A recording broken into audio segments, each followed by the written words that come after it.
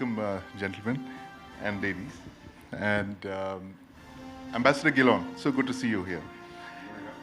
You know, when I was in Tel Aviv about 15 years ago, a very important government official there told us that when Israelis wake up and look east, the first democracy that they see is India. How has that relationship changed in the last few years, and what do you see as the future of the India-Israel relationship?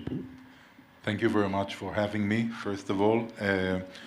I think that, you know, the start between India and Israel wasn't that good. India didn't support the establishment of Israel or the UN resolution at the time. And over the years, there were very cold relations. But in 1992, we established our full diplomatic relations.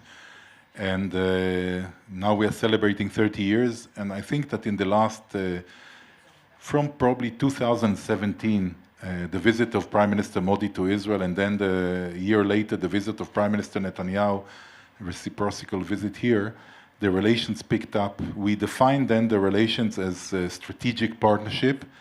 But, you know, names are important, but more important is content. I believe that we are also in content very intimate.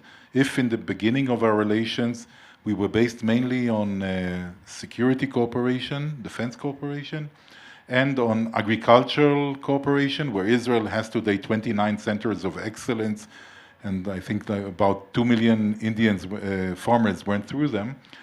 Today, in the last 5-6 years, the relations have developed. There are a vast array of fields, all fields of cooperation. There is no limit. So we really have wonderful cooperation, great relations between the leaders, even when government changed in Israel in the meantime. And I think this is a strong basis for future to further build on our relations. Thank you. Ms. Storey, welcome to the Global Summit. So good to see you here. Thank you. Taking off from what Ambassador Gilon just told us, when Indians look to the southeast, they see cricket and curry in Australia. How has that relationship changed? Well, thanks, Sandeep. I'm very happy to say that we have diversified beyond these two images. We've become known now for the 4 Ds, which is democracy, dosti, diaspora, and defense. Democracy, diaspora, defense, and Yes. dosti. Yes. Oh, perfect. So that's Yes. 3 Cs have become 4 Ds. That's right. We're constantly evolving. That's amazing. So where is there going to be an E, or are you going to build on the Ds itself? I think we've got plenty to work on with the agenda of Ds. Like Israel, we have a comprehensive strategic partnership with India, and our relations are at a significant high, and we're very pleased about that. We have a very active and practical agenda across the gamut of our endeavours. Everything from a trade and economic agreement, which is going through our ratification process, to greater coordination on defence and security, great links through education, including looking into India's national education policy and looking at twinning universities and joint degrees. We're going to open up another consulate. So we'll have many consulates here, not quite as many centres of excellence, but we will open one in Bengaluru on critical and emerging technology policy. But the relationship is thriving, and the important thing to note is that there is really no finish line on bilateral relations. We just want to continue to create more proximity, more cooperation and partnership, whether bilaterally in the region through the Quad, or just in any way we can. Thank you. Kunihiko-san, when India looks east, like really east, far east, it sees a partner and friend and a country that we've been linked with almost umbilically for over 1,000 years. That's Japan. Now, you know, we had a very interesting session just before this on the dragon in the room, right? And both India and Japan today are almost united by a common fear of that dragon in the room. And you know which country I'm talking about. Do you see the proximity between India and Japan being accelerated by this mutual fear of this third country? Thank you very much. Thank you for very interesting question. First of all, I feel very honored to be a part of this very interesting panel. To your question, first of all, I will say Indo-Japan bilateral relations is too important, too precious, too strong, too destined for strong bond to be dependent on one specific third country. So you mentioned the thousands of our histories back to Buddhism. Also, after the World War II, Judge Par was helped us a lot.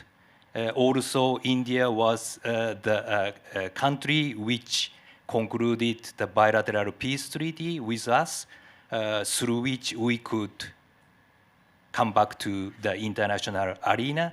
So I don't like to characterize our bilateral relations, which is meant for one specific country.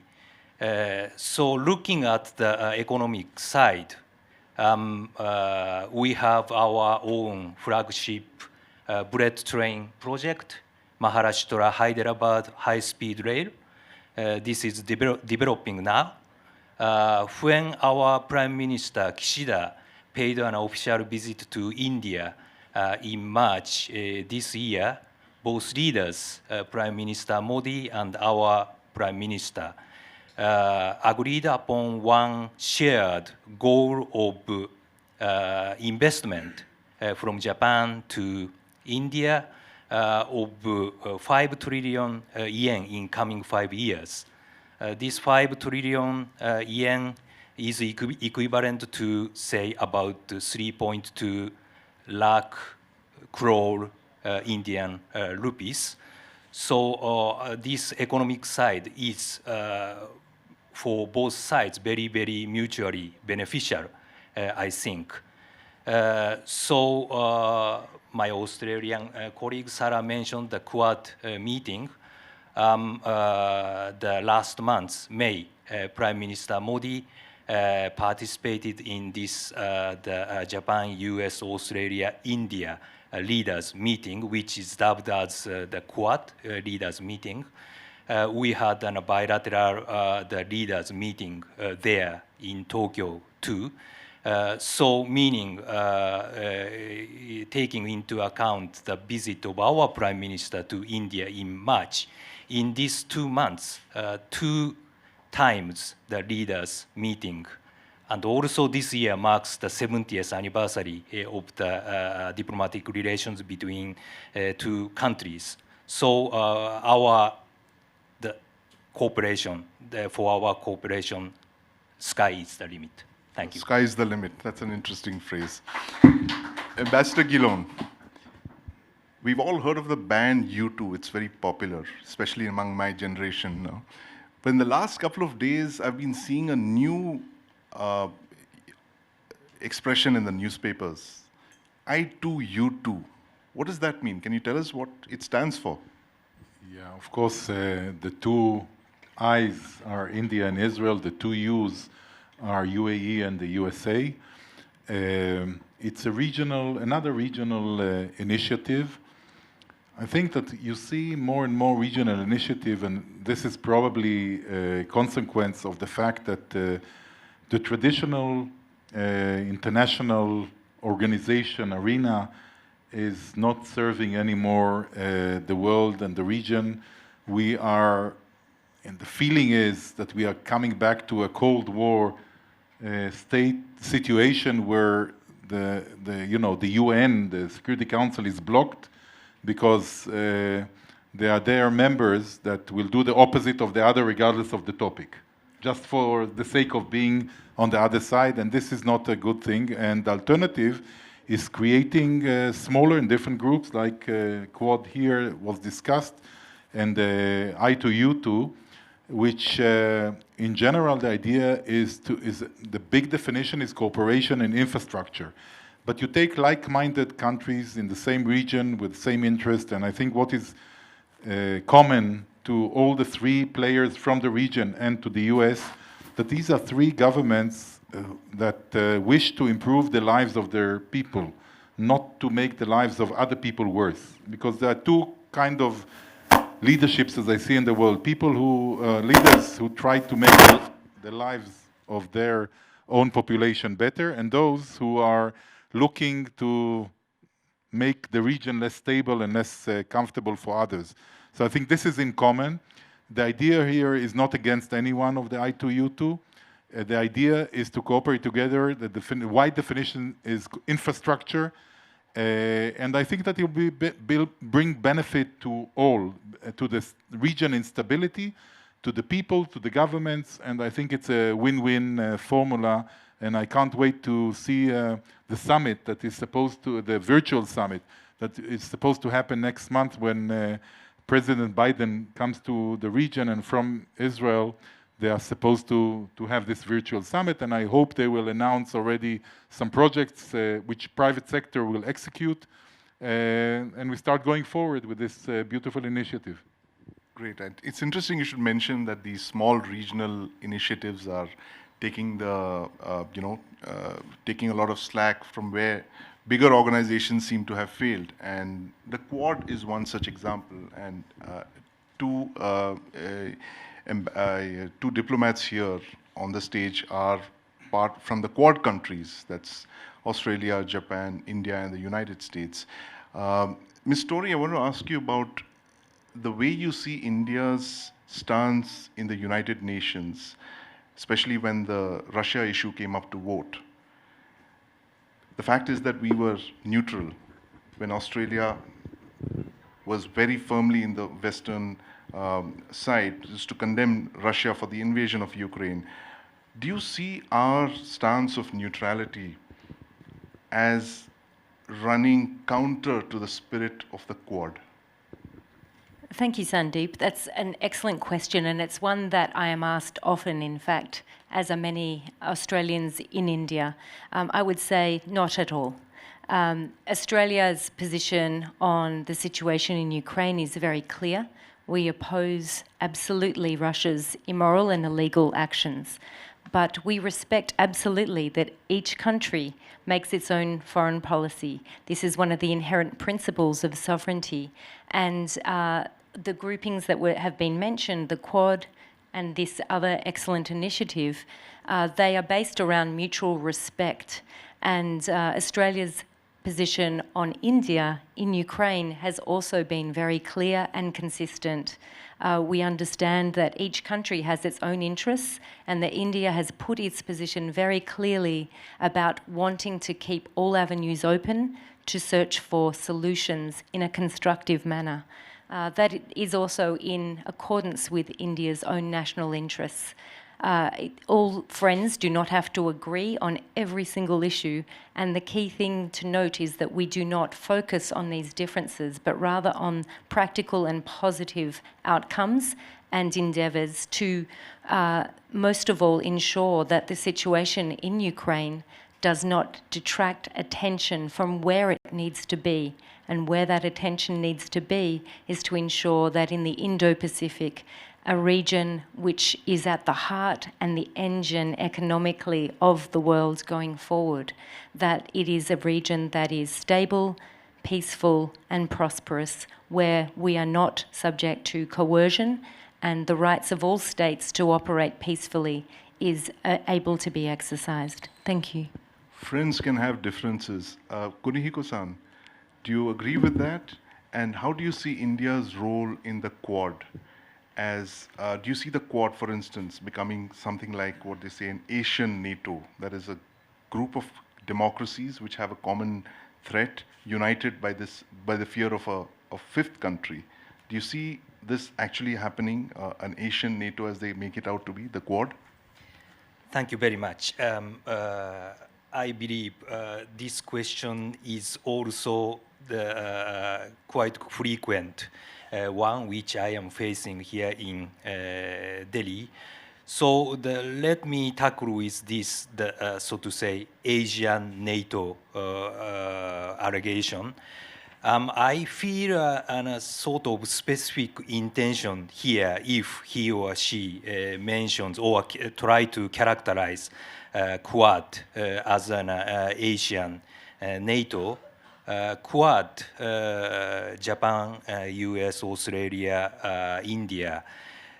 Sarah, my Australian dear colleague, also indicated this is a cooperation framework, not only for the political affairs, but also the economic affairs, scientific affairs, cultural affairs, including every sphere. And also NATO, as many people know, this is a joint defense mechanism building upon the, so to say, collective defense rights stipulated in the UN Charter. Quad is not such character. So this is simply the cooperation mechanism among the like-minded partners. And I believe that the last month's leaders' meeting brought about the so many concrete, tangible outcomes which are highly appreciated from my viewpoint. And in this context, the Indians' role is significant. Today's theme, Vishwa Guru, was mentioned, I believe. I think that as an Vishwa Guru, the India has played a significant role in this Quad format too. To name a few, for example, the vaccine supply. Supply of vaccines produced in India to the ASEAN countries like Thailand, Cambodia. This was the remarkable development in the process of Quad, I believe. Also, the one Indian the pharmaceutical company is trying to increase the production of Johnson & Johnson vaccines under the auspices, under the name of Quad. This is also the India's big contribution. I think that for the infrastructure building, for the new and significant technologies such as 5G,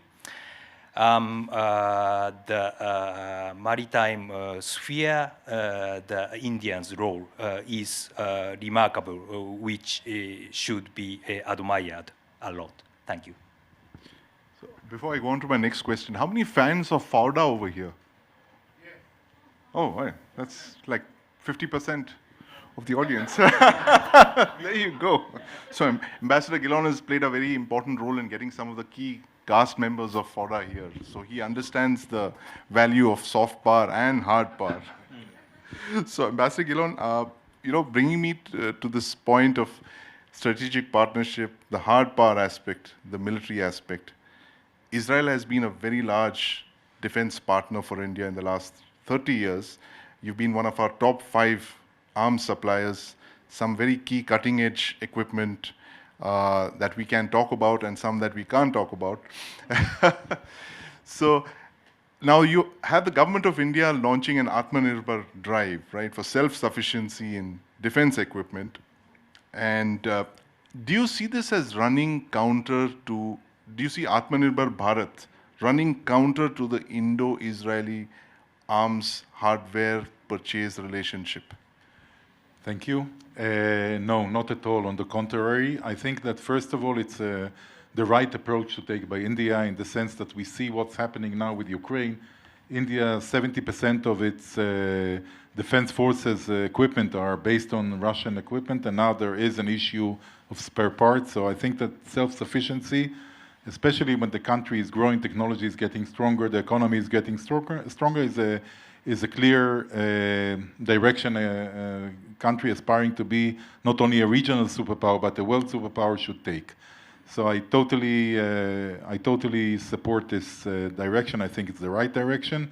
There will be a time of gap, technological gap, because you are trying now to gap, 20 years of research of other countries.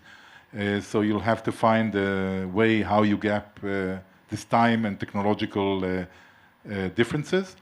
When it comes to Israel, I think that we hopefully understand the approach, we support the approach.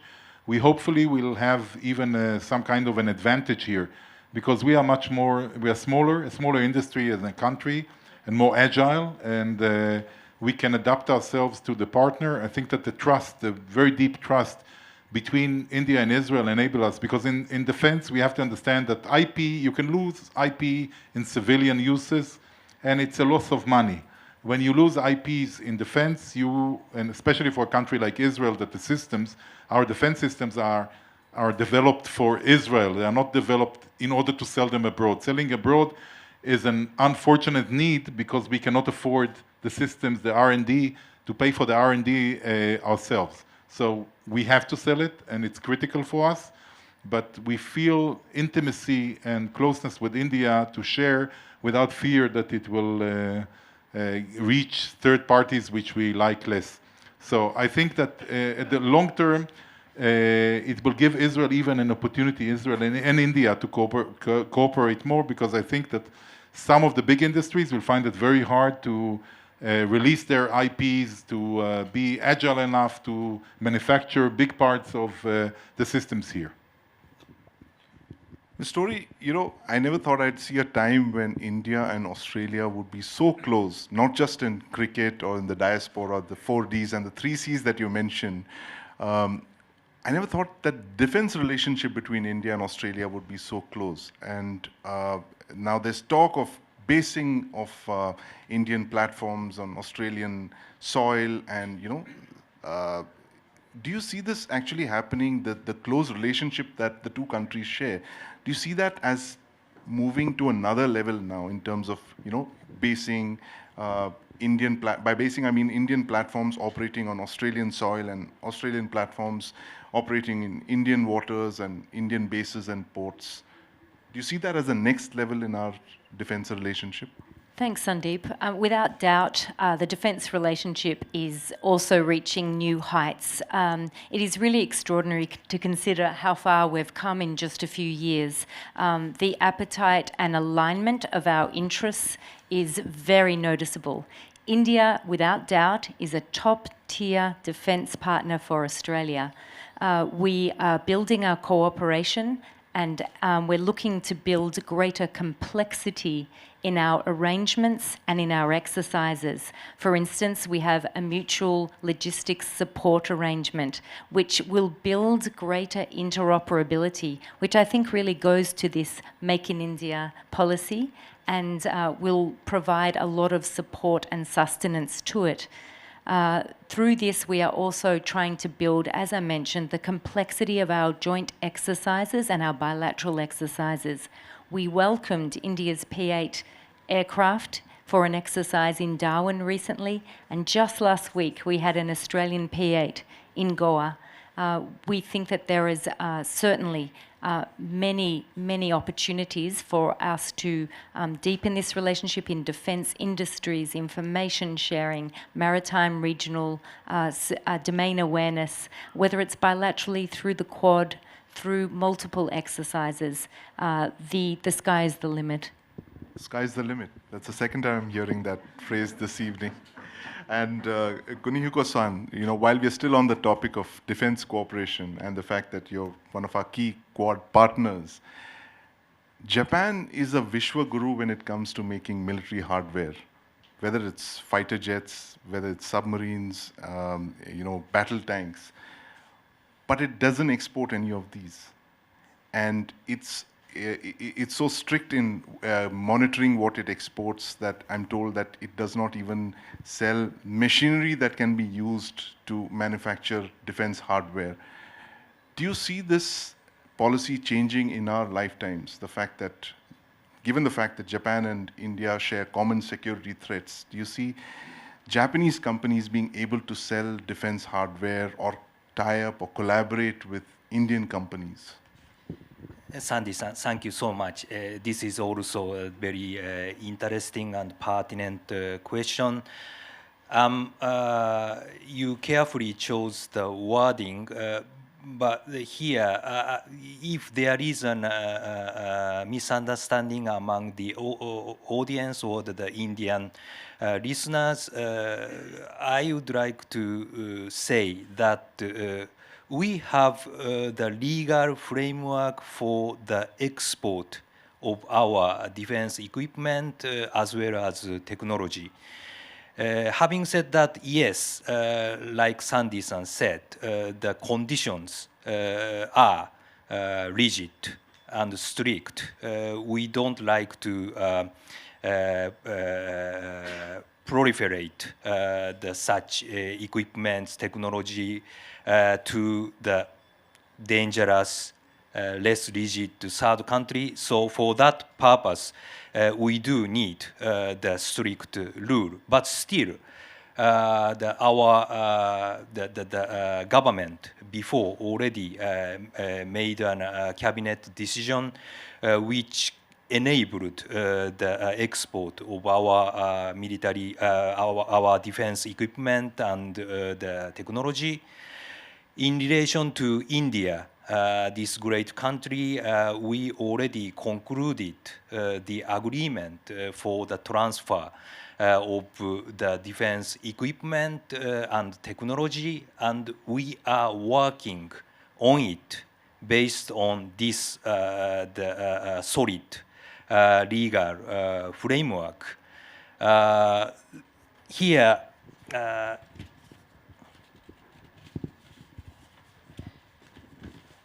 in order to be accurate, I would like to quote one sentence from the joint statement made public after the March leaders meeting between the Prime Minister Modi and our Prime Minister Kishida.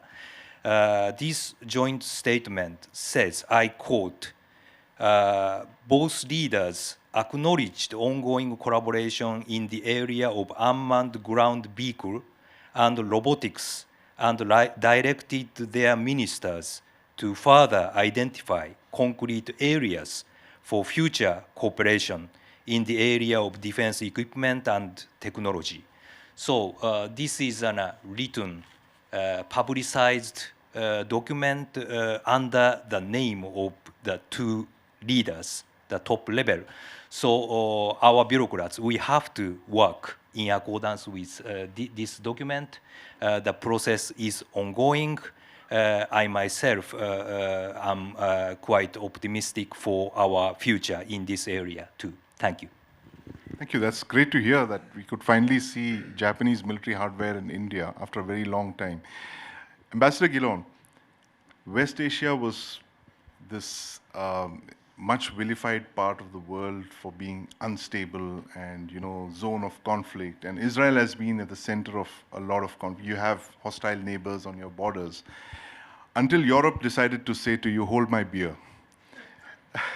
Now, do you see the focus, the attention of the world now kind of moving away from West Asia and Europe instead becoming that zone of instability and, at the, shall we say, the unstable region of the world, given the kind of powers that are involved there? You have a very large superpower, you have many other countries that are opposed to it. How do you see the next 10 years or 20 years playing out in Europe? Wow, you asked me hardest question, because prediction, in Hebrew we say that predictions was not given to the smartest people in the world. You know, if you start predicting, eventually someone will confront you in 10 years with your predictions, and then you wouldn't look that intelligent. But I would say that I think that in Europe what's happening is probably, well, sooner or later will stabilize. I'm not saying finish, because you cannot sustain this war. I mean, the price for Russia, and both for Ukraine and for the rest of the world, in the sense of prices of basic products that are now, you know, rocketing up because of this crisis, I think it will stabilize more or less. Again, not be solved. These things don't have the tendency to be solved. I think that the Middle East is very unstable, still very unstable. It's a changing Middle East, it's a shifting Middle East. Abraham Accords last year might be seen as a stabilizing direction, where UAE, Bahrain, Morocco, Sudan also signed peace agreements with Israel and acknowledged the existence of the State of Israel, accepted it. We have connections with other countries. They usually tend to make it also with these countries. We had non-official connections before. And all of that, I think, or a big part of that, is tribute to the fear from Iran. So one of the biggest destabilizing elements of the Middle East today, or the biggest, is Iran by far. The nuclear element is one. Of course, having this regime in Iran with nuclear capability will be a very, very problematic site, I think, for everyone. But even without it, if you look at the region, you can see Iranian destabilization or involvement in almost all the countries. In Iraq, we don't have to mention their involvement in politics through the Shiite. You can see it in Syria, their presence there. You can see it in Lebanon, Hezbollah. You can see it in Sinai, helping former ISIS elements there harass the Egyptians. You can see it in Yemen with the Houthis, and Yemen, of course, is spilling out towards Saudi Arabia, UAE. They shot at them. So wherever you look, the Iranian fingerprints are present, and this is, I think, adhesive element for all the rest, because all the rest are very nervous. So the more the Iranian nuclear program advances, I think that the more people will be nervous in the Middle East. So West Asia, I'm sorry. So I think that we are not heading for quiet waters in the Middle East. I think, again, in Europe, probably it will be relaxed, and I think that Asia is also another region where we will start seeing probably higher and higher tensions once the West, I think, feels that he has its own home front with Russia-Ukraine a little bit put under control. Ms. Storey, I was going to ask you, do you see that the current crisis in Europe taking attention away from Australia's primary security concerns in Asia, given the fact that you have AUKUS, which is this very new formation of two Western countries and Australia, directed at a fourth country? Do you see your Western partners looking away from Asia, taking their eyes off the ball, as they say in cricket, looking towards Europe and not at Asia? Well, we're all going to keep our eye on the ball, I feel. And I think that the very firm commitment of the Quad leaders very recently to maintain a very close focus on the freedom and prosperity, the openness and inclusivity of the Indo-Pacific shows that we're on the right track. It's only natural that the situation in Europe is going to take a lot of attention. It's going to take a long time to resolve. And as my colleague from Israel has mentioned, there is instability all around the world. So we have to continue to work. The work is not done. It will never be done to ensure that we do strive for this positive and practical cooperation and agenda to ensure that nations in the Indo-Pacific have a genuine choice that they have the ability to exercise their own sovereignty and freedom regardless of their size. So I'm not too concerned about the gaze of the West looking towards what is going on in Europe. That is natural, but the gaze will continue in the Indo-Pacific, and India, as it becomes increasingly focused on its rise, which is only natural, it will soon be one of the top-tier economies in the world, and it is growing in all endeavours in this 75th anniversary of independence. And India and Australia and partners on this stage and around the world will continue to focus on the Indo-Pacific, I'm confident. Sky's the limit, the magic words. And Kunihiko-san, my last question, we're almost out of time. I'm going to ask you what I asked Ambassador Gilon this question. I asked him to look into the crystal ball. I'm not sure if there is a Japanese proverb that strikes down people who look into the future, but could you do that for us and see what the next 20, 25 years mean for our countries, especially the Quad countries in Asia? So, like the Israeli ambassador mentioned, the prediction, this is very, very difficult and dangerous. I don't like to go into this sphere too much, but in any event, I do believe that our precious shared values, such as freedom, democracy, human rights, rules of law, this importance will be kept by Japan in coming, several decades. And on these shared values, we consider the cooperation among the like-minded partners building upon such values. This is very, very important, be it Quad, be it G7. We will continue to work on it. I believe, I recognize that my answer does not suffice to your question, but I would like to stop here. Thank you very much. Thank you, thank you. And my last question to Ms. Storey is actually, when we were talking about the 4 Ds, I suddenly remembered 2 E's as well. And the first E is education, and the second one is the economy. I mean, I know a lot of a lot of Indian students go to Australia for education, and of course the economic ties between India and Australia are picking up as well. So where do you see the future of that? Again, asking you to look into the crystal ball. I think we don't really need a crystal ball for that because the evidence is on the table. The diaspora, the Indian diaspora in Australia is our largest growing group. Punjabi is actually the fastest growing language in Australia at the moment. Of course. We have, in talking before about security, one thing, I'm glad you asked me that because what I had wanted to say when I was sitting there afterwards saying, damn, I forgot that. The practical cooperation, it's just words unless I explain what it is.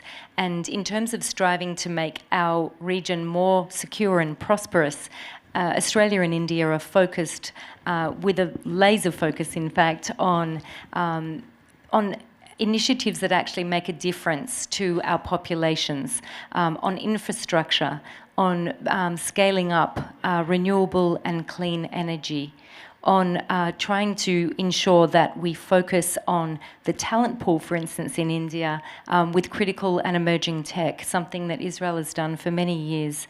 And we look forward to many initiatives under, for instance, the Economic and Cooperation Trade Agreement, which was finalised by Shri Piyush Goyal and our former Trade Minister. But our new Trade Minister has met Commerce Minister in the margins of Geneva, and they are committed to continuing to negotiate a full agreement this year, which is excellent because it will mean that our inputs into your economy are available more cheaply, which will make India more competitive. Your farmers, your producers, your manufacturers, your service providers will also be able to have your goods come into Australia more cheaply. We will cooperate on critical minerals, on resources, and trying to make more resilient our supply chains, the weaknesses of which became all too apparent during the pandemic. And on education, India is our largest growing market, and the pandemic showed the ingenuity and the innovativeness of our education providers with joint degrees and online facilities. And this is really, we were very pleased to be the first nation that was consulted about the new gazetted laws for these twinning opportunities. And our education institutions, many of which are ranked among the finest in the world, look forward to partnering with yours. Thank you. Thank you very much. And while I was on the stage, I just when you were speaking, we were talking a lot of acronyms, Quad and U2, I2. I thought of a new one, JAII, Japan, Australia, India, and Israel. And when you have Japan, Australia, and India on your side, ladies and gentlemen, the sky is the limit. Thank you very much. Thank you for this wonderful discussion.